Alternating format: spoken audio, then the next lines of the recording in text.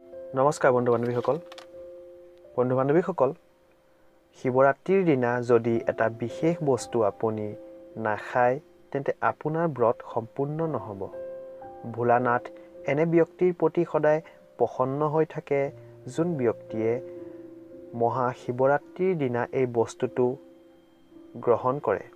যি ব্যক্তিয়ে ব্ৰতত থাকে আৰু ব্ৰতত থকাৰ সময়ত যদি এই বস্তুটো নাখায় তেন্তে তেওঁৰ ব্ৰত সম্পূৰ্ণ নহয়। ভোলানাথে এনে ব্যক্তিক প্ৰাৰ্থনাৰ ফল নিদিয়ে। যদি আপুনিও শিৱৰাত্ৰিৰ দিনা ব্ৰত ৰাখে তেন্তে এই বস্তুটো অৱশ্যেই খাব। এই বস্তুটো ভোলা বাবাৰ পূজাত ব্যৱহাৰ কৰা অনিবাৰ্য। সেই বস্তুটো আন একো নহয়, সেইটো হ'ল ভাং। ভগৱান শিৱই ভাং বহুত পচন্দ কৰে। গতিকে শিৱৰাত্ৰিৰ সময়ত ভাঙৰ পাত বা ভাং পিহি গুড়ি কৰি গাখীৰ বা পানীত মিহলাই ভোলানাথক অভিষেক কৰিলে তেওঁ সন্তুষ্ট হৈ আপোনাৰ সকলো কষ্ট দূৰ কৰিব। আপোনাৰ ওপৰত সকাৰাত্মক শক্তি বাস কৰিব। মনা হয় যে ভাং প্ৰসাদৰ ৰূপত ল'লে ব্যক্তিৰ ব্ৰত সফল হৈ পৰে আৰু মহাদেৱ শিৱই সেই ব্যক্তিক মনৰ ইচ্ছা অনুযায়ী ফলপ্ৰাপ্ত কৰায়।